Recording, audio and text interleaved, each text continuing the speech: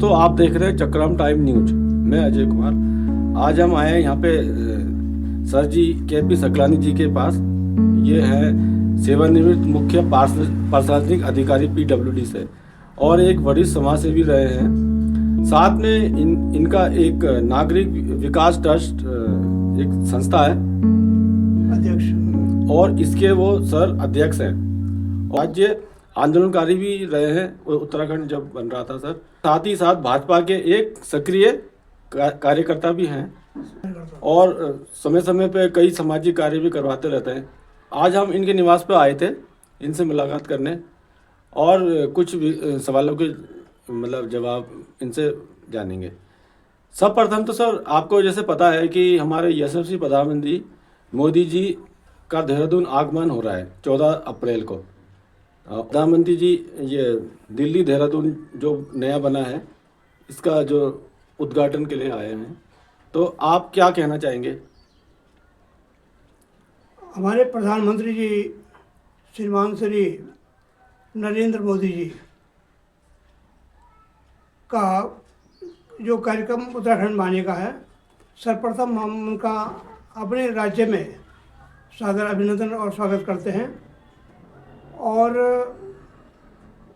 हमारे देश के जो वर्तमान प्रधानमंत्री श्री मोदी जी हैं, उनको यशस्वी होने के साथ साथ आम नागरिकों के हितों के चिंतक हैं और विकास के मामले में बहुत ही अग्रणी हैं।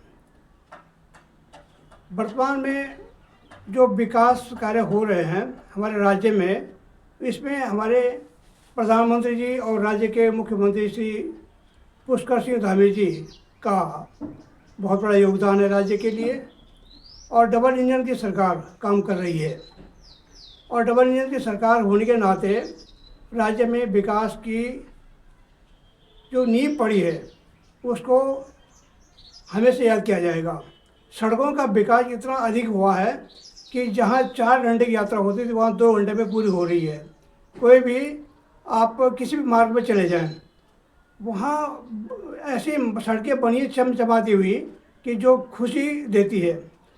वर्तमान में जो 14 तारीख को हमारे माननीय प्रधानमंत्री जी राज्य उत्तराखंड में आ रहे हैं, उनका स्वागत करने के साथ साथ कहेंगे कि जो उनके द्वारा उद्घाटन होने वाला है देहरादून दिल्ली एक्सप्रेसवे के लिए हम गौरवान्वित हैं और उनके द्वारा यहाँ शुभारंभ किया जाना, इस सड़क का एक्सप्रेसवे का शुभारंभ किया जाना हमारे लिए सौभाग्य की बात है।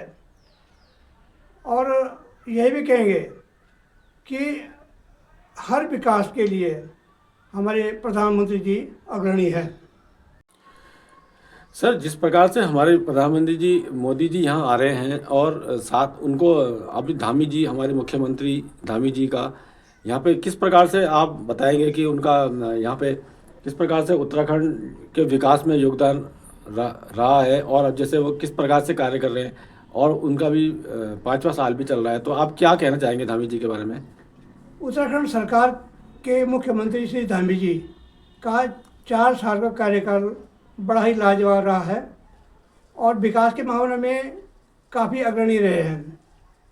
और ऐसे कार्य हमारे मुख्यमंत्री जी ने कर दिए हैं कि जो एक मिसाल बने हुए हैं पूरे देश के लिए। तो ऐसे कार्यों के मामले में उनके द्वारा जो किए गए हैं उनको इस बात का श्रेय जाता है कि उन्होंने एक बोर्ड एक ऐसा मिसाल कायम किया है, ऐसी बात मिसाल कायम कर दी है कि जो हमेशा याद की जाएगी। तथापि यह भी कहना चाहेंगे कि 4 साल का कार्यकाल माननीय मुख्यमंत्री श्री धामी जी का अद्वितीय रहा है और आगे भी रहने की उम्मीद है। 2027 के चुनाव के लिए उनके हित में उनके द्वारा किए गए सारे विकास कार्यक्रम उनका सहयोग प्रदान करेंगे। जी सर जिस प्रकार से अभी हमारे देश में SIR का चल रहा है, तो इसमें सर वैसे तो अच्छा है, ये सब कह रहे हैं, लेकिन कोई कहीं पे जो जैसे हमारे नागरिक हैं, देश के लोग हैं, कई राज्यों के गांव के लोग हैं जिनको इस चीज़ की जानकारी थोड़ी कम है, तो इसमें मतलब थोड़ा सा मतलब लोगों को ज्ञान थोड़ा कम है इस वजह से कहीं कहीं पे परेशानी भी आ रही है जैसे ना। तो आप क्या कहना चाहेंगे, इसमें क्या और बेहतर होना चाहिए? राज्य सरकार के द्वारा SIR का जो कार्यक्रम चल रहा है वो कार्यक्रम अच्छा है, लेकिन इसके संबंध में आम नागरिकों को थोड़ा असुविधाएं हो रही हैं। उनको विस्तृत रूप से समझाए जाने की आवश्यकता है कि उन्हें करना क्या है, कि कहाँ वो अपना नाम जोड़ेंगे, कहाँ से वो नाम कटवाएंगे, कहाँ उनका नाम 2003 की लिस्ट में है। इस विषय में आम नागरिकों को उनकी सुविधा के लिए एक कैंप लगाए जाने की आवश्यकता है, ताकि सभी लोग समान तरह के कार्रवाई के लिए प्रशिक्षित हो सकें। इससे SIR की आवश्यकता है। ठीक है सर जी। तो सर आपका कहने का मतलब है कि SIR जो चल रहा है इसको थोड़ा और मतलब बेहतर बनाया जाए, ताकि हर जो नागरिक है, आम नागरिक है, कई लोग नहीं पढ़े लिखे हैं या इस प्रकार से कई लोग हैं जो जिन्हें परेशानी है, तो ये मतलब जितनी अच्छी उनको मिलेगी तो उस हिसाब से वो करेंगे। आपका कहने का मतलब ये है। ठीक है सर जी। सर जिस प्रकार से आप नागरिक विकास ट्रस्ट उत्तराखंड ये जो अध्यक्ष हैं, आप इसमें अध्यक्ष हैं, तो सर ये मुख्य कार्य वैसे क्या है नागरिक विकास ट्रस्ट का? नागरिक विकास ट्रस्ट राज्य के और देश के तमाम नागरिकों हितों के लिए काम करता है, और इसका पंजीकरण भारत स्तरीय है। तो इसे ट्रस्ट का यह कार्य भी मुख्य रूप से है कि हर नागरिक की असुविधाओं को सॉल्व करने के लिए, जैसे सड़क है, बिजली है, पानी है और अन्य पेंशन से संबंधित मामले हैं, कोई विकलांग है या कोई असुविधाजनक होने के नाते कहीं व्यवस्था न होने के नाते उनको व्यवस्था करवाना, उनके लिए व्यवस्था देना, इस तरह से अनेक जो नागरिक विकास के अंतर्गत आते हैं, ये सब काम नागरिक विकास ट्रस्ट करता है। और इसके तहत यह ट्रस्ट काम कर रहा है और राज्य में ये कार्य बड़ा तीव्र गति से चल रहा है। और यह भी कहेंगे कि आम नागरिक इस ट्रस्ट के सिद्धांतों से जुड़ें, इस ट्रस्ट का सहयोग करें और इसके साथ जुड़ने के साथ सदस्यता भी ग्रहण करें, ताकि विस्तृत स्तर पर सभी लोगों को इसका लाभ, ट्रस्ट के सिद्धांतों का लाभ और लक्ष्यों का लाभ मिल सके। सर जिस प्रकार से अभी हमारे पिछले साल ये उत्तराखंड को बने हुए 25 साल हुए, रजत जयंती मनाई गई पूरे राज्य में, तो सर आपकी नज़र में अब हमारे उत्तराखंड राज्य मतलब कहाँ पे पहुँच चुका है, कितना विकास हो चुका है, कुछ बताएंगे सर?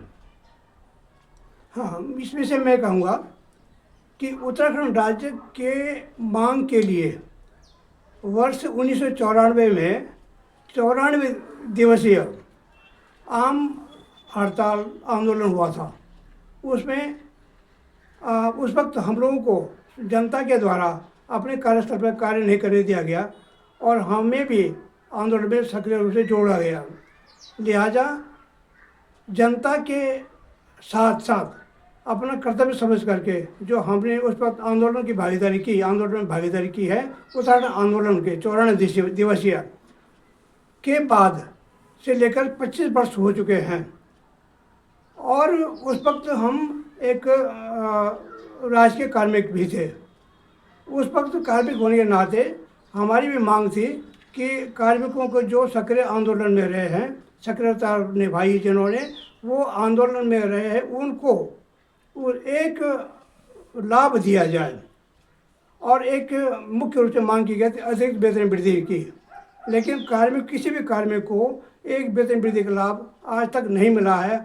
इसका थोड़ा सा हम लोगों को दुख है, क्योंकि मैं भी एक सक्रिय आंदोलनकारी रहा हूँ। उस दौरान जनता के द्वारा कार्य नहीं करने दिया गया, इसलिए हम उनके साथ में रहे और आंदोलन किया है। और उत्तराखंड बनने से पहले उत्तर प्रदेश राज्य की बात यह है, उत्तर प्रदेश से अलग हुआ राज्य उत्तराखंड बना है।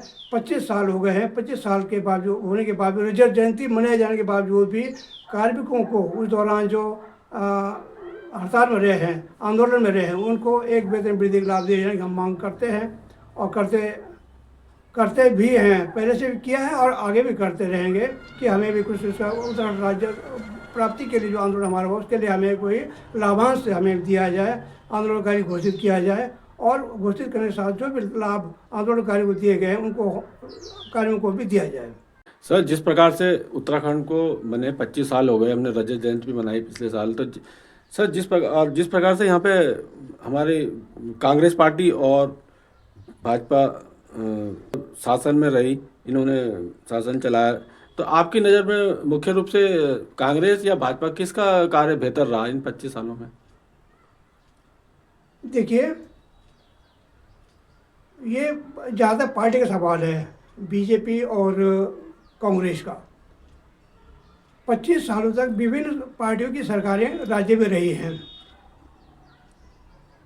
तो विकास के मामले में जो हम देख रहे हैं, वर्तमान में 2014 से लेकर के अब तक जो विकास हुआ है, वर्तमान सरकारों ने 2014 के बाद जो निर्माण विकास कार्य राज्य में किए हैं वो सामने दिख रहे हैं। तो हम कहेंगे कि वर्तमान में 2014 से लेकर के आज तक जो विकास कार्यक्रम हुए हैं, विकास रूपरेखा बनी है, विकास के जो लक्ष्य निर्धारित हुए थे वो सामने दिखाई दे रहा है।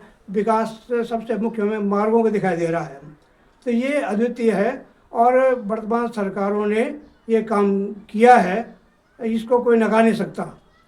और इसके लिए देश के प्रधानमंत्री मोदी जी का सर्वोच्च स्थान है और वर्तमान में हमारे मुख्यमंत्री जी हैं धामी जी, उनका भी इसमें अहम योगदान है और विकास के मामले में राज्य आगे बढ़ रहा है और बढ़ना चाहिए।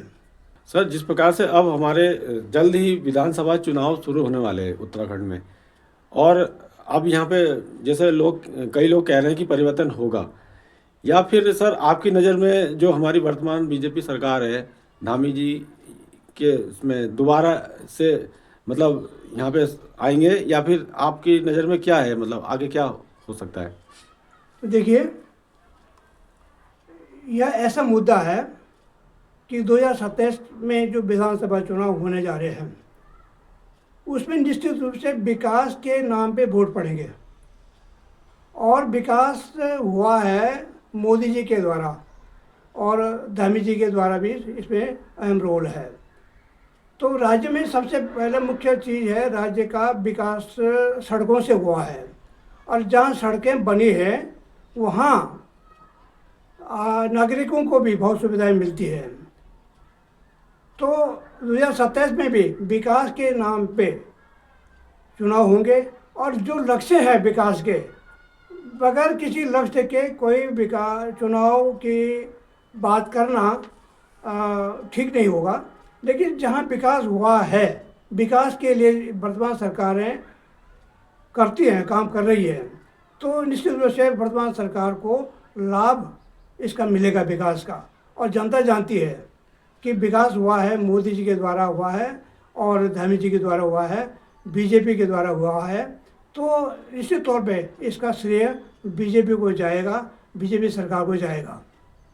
और सर, जिस प्रकार से देश में अभी कई आसाम में और सर जैसे तमिलनाडु वगैरह में अभी हुए इलेक्शन, तो आपकी नज़र में क्या बीजेपी कमबैक करेगी, या फिर वहाँ पे जैसे आसाम में बीजेपी है तो अभी फिर दोबारा कमबैक करेगी, या फिर तमिलनाडु वगैरह में जहाँ पे इलेक्शन हो रहे हैं असम में हेमंत बिस्वा शर्मा जी मुख्यमंत्री हैं, वो वहाँ पर लोकप्रिय मुख्यमंत्री हैं भाजपा के।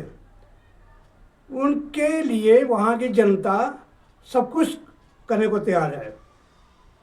ये जो विकास वहाँ पर हुआ है, हमारी केंद्रीय सरकार मोदी जी में है और वहाँ पर बिस्वा शर्मा जी हैं।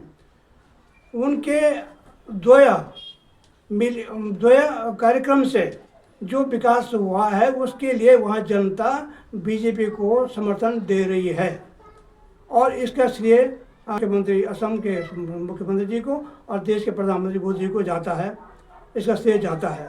और निश्चित तौर से इसमें बीजेपी सरकार वहाँ पर बनने जा रही है। जी सर। सर, एक आखिरी सवाल अब हम आपसे पूछते हैं, जैसे सर जिस प्रकार से हमारे 14 तारीख को हमारे प्रधानमंत्री जी यहाँ पे आ रहे हैं देहरादून में, उनके कार्यक्रम है, और सर हमारे 14 तारीख को एक बहुत बड़ा हमारा पर्व है, बैसाखी पर्व आ रहा है सर।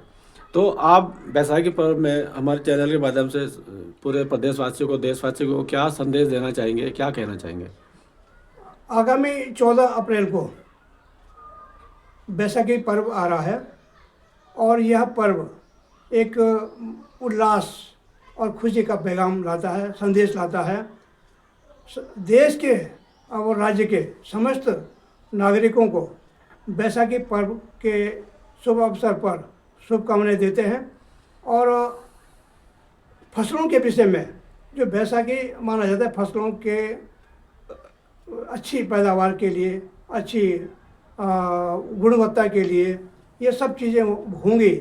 और बैसाखी पर्व जो मनाया जाने वाला है 14 तारीख को, के लिए शुभकामनाएं हैं। और इस बैसाखी पर्व पर तमाम देशवासियों को, तमाम नागरिकों को नागरिक विकास ट्रस्ट की ओर से हार्दिक अभिनंदन और आभार प्रकट करते हैं कि वो लोग बैसाखी पर्व को मनाएं और खुशी मनाएं। सर, अंत में मैं आपसे ये कहना चाहूँगा कि जैसे आपका जो ये नागरिक विकास ट्रस्ट है, इसके आप अध्यक्ष हैं, तो सर इसमें लोग किस प्रकार से नागरिक और लोग आपसे जुड़ सकते हैं, इसमें बताएंगे सर? नागरिक विकास ट्रस्ट एक पंजीकृत हमारा ट्रस्ट है और इसमें सदस्यता ग्रहण होती है। सदस्यता ग्रहण करने के लिए 2 प्रक्रिया हैं, एक वार्षिक है और एक आजीवन है। तो वार्षिक के लिए शुल्क वार्षिक हिसाब से है और आजीवन के लिए आजीवन के हिसाब से है।